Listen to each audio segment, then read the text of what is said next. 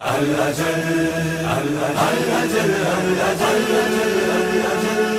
اللهم عجل وليك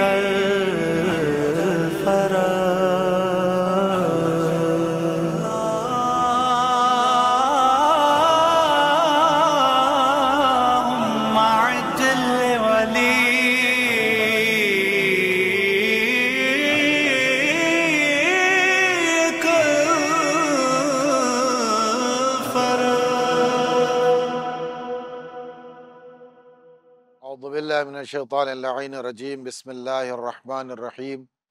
وبہ نستعین وهو خیر معین رب اشرح لی صدری ویسر لی امری واحلل عقدۃ من لسانی یفقهوا قولی انشاءاللہ۔ قال اللہ سبحانہ وتعالی فی القرآن الحکیم وهو اصدق القائلین وقولہ الحق بسم اللہ الرحمن الرحیم فاستبقوا الخیرات اینما تکونوا یأتی بکم اللہ جمیعا۔ قرآن مجید کا ارشاد ہے کہ جس میں تمام لوگوں کو متوجہ کیا جا رہا ہے کہ نیکیوں کی جانب سبقت کرو، تم جہاں کہیں بھی ہوگے تمہیں خداوند عالم ایک مقام پر لا کر کے جمع کرے گا۔ عزیزان گرامی قدر، میں نے آپ حضرات کی خدمت میں عرض کیا تھا کہ امام زمانہ جل اللہ تعالیٰ فرد شریف کی بیعت کی کیفیت کیا ہوگی۔ جب آپ رکن و مقام کے درمیان کھڑے ہوں گے اور لوگ آپ کے ارد گرد جمع ہو رہے ہوں گے، جن میں 313 مخلص چاہنے والے، جن کی تعداد بدر کے تعداد کے برابر ہوگی، وہ لوگ آپ کے ارد گرد جمع ہو جائیں گے۔ چھٹے امام سے سوال کیا گیا تھا کہ امام کے بافضیلت اور باشرف لوگوں میں سے کون لوگ ہوں گے جو امام کی خدمت میں سب سے پہلے پہنچ جائیں گے؟ تو روایت میں موجود ہے، امام نے فرمایا کہ وہ لوگ جو بادلوں پر سوار ہوں گے، جو امام کی خدمت میں اس عالم میں رہیں گے کہ بادلوں پر سفر کر رہے ہوں گے۔ تو یہ وہ لوگ ہیں جن کی بہت فضیلت موجود ہے کہ یہ انہوں نے اپنی زندگی میں امام علیہ السلام کے خاص چاہنے والوں کے اعتبار سے زندگی گزاری، اور انہیں یہ سعادت حاصل ہوئی کہ 313 تعداد میں اپنے آپ کو شامل کر سکے۔ جب بیعت لی جا رہی ہوگی تو جب امام 313 افراد کے بعد بیعت لے رہے ہوں گے تو اس بات پر بیعت لیں گے کہ چوری نہیں کرو گے، جھوٹ نہیں بولو گے، دھوکہ نہیں دو گے، حرام طریقے سے کسی کو قتل نہیں کرو گے، کسی کا مال نہیں لوٹو گے، فحش باتیں نہیں کرو گے، غیبتیں نہیں کرو گے، اور زنا کے قریب نہیں جاؤ گے، بدفعلی انجام نہیں دو گے، شراب نوشی نہیں کرو گے، سود کا پیسہ نہیں کھاؤ گے۔ اور اسی طریقے سے امام نے جو بیعت لیں گے، بیعت لیتے لیتے یہاں تک کہا جائے گا کہ تم آپس میں اختلاف نہیں کرو گے، فساد برپا نہیں کرو گے، فتنہ نہیں کرو گے، یہاں تک کہ ایک ایک چیز کی طرف انہیں متوجہ کیا جائے گا کہ یہ بیعت کس لیے کرائی جا رہی۔ یعنی خلاصہ کلام یہ کہ ایک ایک چیز کا امام نام لیں گے اور نام لیتے لیتے نفی کریں گے کہ اگر تم ہماری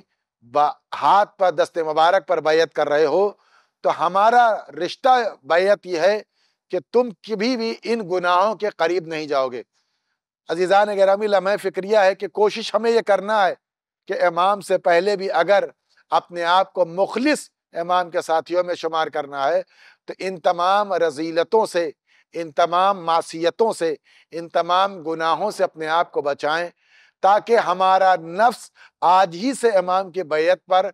آمادہ ہو سکے، اور جب آج سے ہم امام کی بیعت پر آمادہ ہوں گے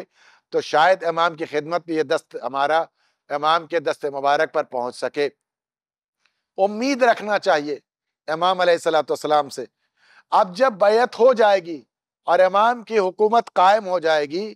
تو دنیا میں اس طریقے سے لوگوں میں جو خوشیاں ہوں گی، جو بشارتیں ہوں گی،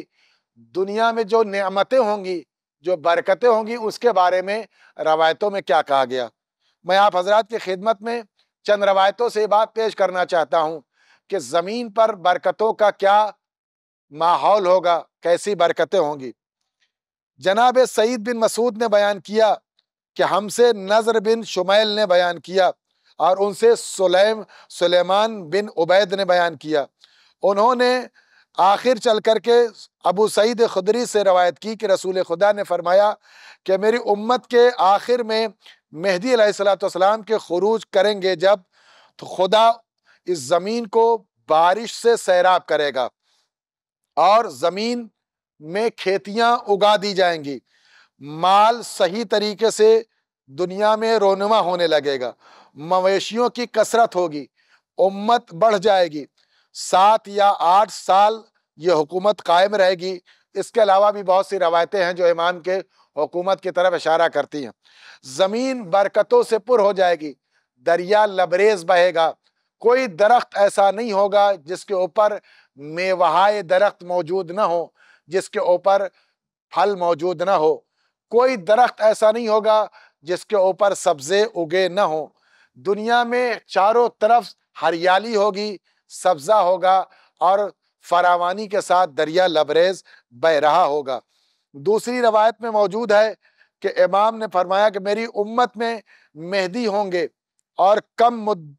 اگر مدت کم ہوگی تو 7 ورنہ 9 سال تک میری امت ایسی نعمتوں سے سرشار ہوگی جس سے ہرگز اب تک سرشار نہیں ہوئی ہوگی۔ زمین بیدار ہو جائے گی، اپنے خزانے اگل دے گی، اور اس وقت مال و غلہ کی مانند ایک شخص کھڑا ہوگا جو یہ آواز دے رہا ہوگا کہ زکوٰۃ لے جاؤ، لیکن زکوٰۃ لے جانے والا کوئی نہیں ہوگا۔ ایک شخص آ کے کہے گا مجھے زکوٰۃ چاہیے، جب امام کی خدمت میں خزانے سے زکوٰۃ دی جائے گی تو اور مطالبہ کرے گا، جیسے ہی مطالبہ کرے گا تو لوگ اس کو اتنا مال دیں گے، اتنا مال دیں گے کہ اب لے جانے سے قاصر ہوگا۔ جب وہ واپس کرے گا تو کہا جائے گا کہ امام کے خزانہ دولت میں اب یہ واپس نہیں دیا جائے گا، جو دے دیا گیا ہے وہ واپس نہیں ہوگا۔ اس قدر لوگوں کو امام کی برکت نصیب ہوگی، دنیاوی برکت بھی ہوگی، اخروی برکت بھی ہوگی۔ زمین میں جو خزانے رکھے گئے ہیں، جو سونے چاندی رکھے گئے ہیں، جو امام اور مال و اسباب دنیا میں موجود ہیں، سب دنیا والوں کے حوالے کر دیا جائے گا۔ ایک دانہ کاشتکار دنیا میں زمین میں ڈالے گا، 7 دانے اسے ملیں گے۔ عزیزان گرامی، لہٰذا ہمیں دعا کرنا چاہیے اور امام سے رابطہ اور رشتہ بنانے کے لیے، ان برکتوں میں شامل ہونے کے لیے خاص امام سے رشتہ بنانا، دعاؤں کے ذریعے سے منسلک ہونا چاہیے۔ والحمدللہ رب العالمین۔